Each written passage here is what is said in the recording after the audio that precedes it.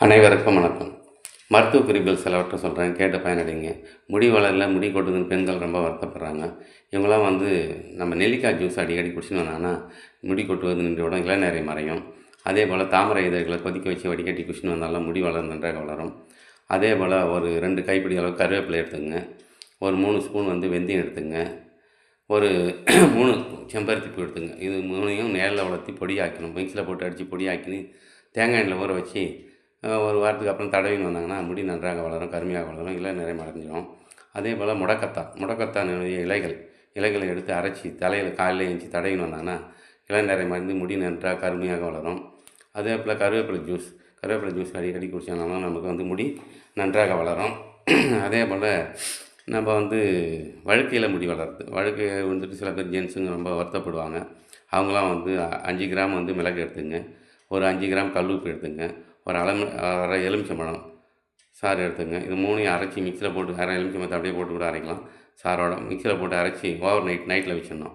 காலையில் ஏஞ்ச உடனே தலைக்கு தடவி 2 மணி நேரம் விட்டு குளிச்சிங்கன்னா முடி வளர இடத்துலையும் முடி வளர ஆரம்பிக்கும். அதே போல் நம்ம ஒரு 1/4 லிட்டர் தேங்காய் எண்ணெய் எடுத்துக்கங்க.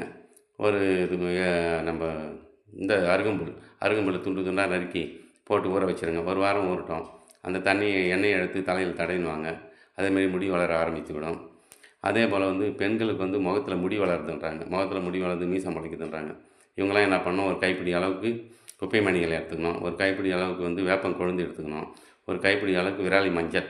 இது 3ஐயும் அரைச்சி காலையில் முகத்தில் தடவி அரை மணி நேரம் விட்டு குளிச்சுன்னு வந்தாங்கன்னா முகத்தில் முடி வளர்றது நின்றுவிடும், முகம் பொலிவரும், மீசை முளைக்காது.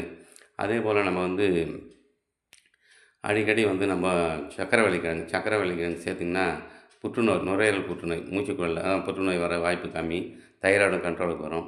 அதே போல் பனங்கிழங்கு எங்கே கிடைச்சாலும் சாப்பிடுங்க, சக்கரை வியாதி கண்ட்ரோலுக்கு வரும். அதே போல் மரவள்ளிக்கிழங்கு சாப்பிட்டிங்கன்னா ஹீமோகுளோபின், ரத்தத்தில் சிவப்பணுக்கள் அதிகரிக்கும், ஹீமோகுளோபின் அதிகரிக்கும். அதே போல் பசலைக்கீரை வெற்றிலை எல்லாம் இருக்குது, அது ஹீமோகுளோபின் அதிகரிக்கும், நரம்பு தளர்ச்சியும் குணமாகும், மூல நோய் வர வாய்ப்பு கம்மி. அதே போல் கொடுக்காப்புளி அடிக்கடி சாப்பிட்டு வந்தீங்கன்னா வைரல் காய்ச்சல்லாம் நின்றுவிடும். அதே போல் கொடுக்காப்புளி சாப்பிட்டா சக்கரை வியாதி கண்ட்ரோலுக்கு வருது. அதே போல் காளான் நல்லா சாப்பிட்டு காது கேட்கும் திறன் அதிகமாகும். மற்றபடி ஜுரங்கரம் அடித்து முகங்கள்லாம் கண்ணெல்லாம் ஒட்டி போயிருக்கும், அவங்களாம் காளான் சாப்பிட்டு வந்தாங்கன்னா நல்லா முகம் புஷ்ஷுன்னு ஆகிடும், காது கேட்கும் திறனும் உண்டு. காளான் சாப்பிட்டு வந்தீங்கன்னா சர்க்கரையும் கண்ட்ரோலுக்கு வரும், ரத்த அழுத்தமும் கம்மியாகும். நம்ம சேனலை சப்ஸ்கிரைப் பண்ணுங்கள், லைக் பண்ணுங்கள். இன்னும் சில மருத்துவ குறிப்புகளோடு உங்களை சந்திக்கிறேன். நன்றி, வணக்கம்.